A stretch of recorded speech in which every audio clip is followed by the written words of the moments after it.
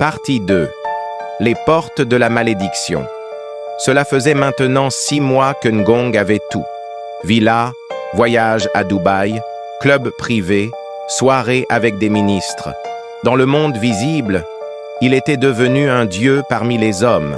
Mais dans l'invisible, quelque chose avait été brisé. Tout commença la veille de son anniversaire. Alors qu'il se rasait devant son miroir en cristal, la lumière vacilla. Le reflet dans la glace ne lui renvoyait plus son propre visage. C'était celui de Maman Hawa, le cou tranché, les yeux vides de vie mais pleins de douleur. Il hurla, jeta le miroir, mais l'image persistait, même dans les reflets des vitres, de l'eau, de son téléphone. Il consulta plusieurs marabouts en ville. Aucun ne pouvait l'aider. Un seul osa lui dire la vérité. « Tu as ouvert une porte avec ton sang, et derrière cette porte, il n'y a pas la richesse, il y a l'oubli. Ce que tu as tué revient pour te réclamer. » Les choses empirèrent. Ngong commença à entendre sa mère lui parler dans le silence. Elle récitait des prières en langue Ewondo, les mêmes qu'elle murmurait enfant pour l'endormir. Mais maintenant, elles étaient dites avec colère, avec une lenteur glaciale. Nda, Mebe, Ge. Une nuit, alors qu'il dormait avec une jeune femme dans sa villa de Bonamoussadi, il se réveilla trempé de sueur. La femme était partie.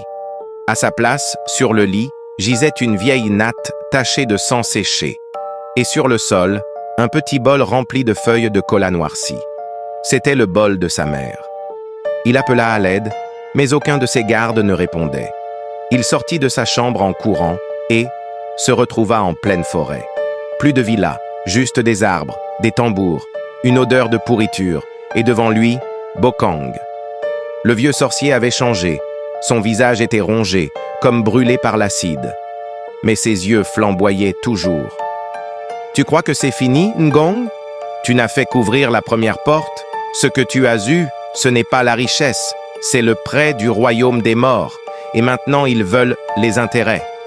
Qu'est-ce que je dois faire ?» cria Ngong, accroupi en larmes. « Rien. Tu as tué ta propre racine. Ta richesse va devenir ton tombeau. » Et soudain, il se réveilla, dans un hôpital, menotté au lit. 2 policiers l'observaient. Il avait été retrouvé dans un marché, nu, couvert de sang, répétant en boucle « Elle m'attend dans la rivière noire, elle m'attend dans la rivière noire ». Mais ce n'était que le début, car la nuit suivante, elle revint vraiment.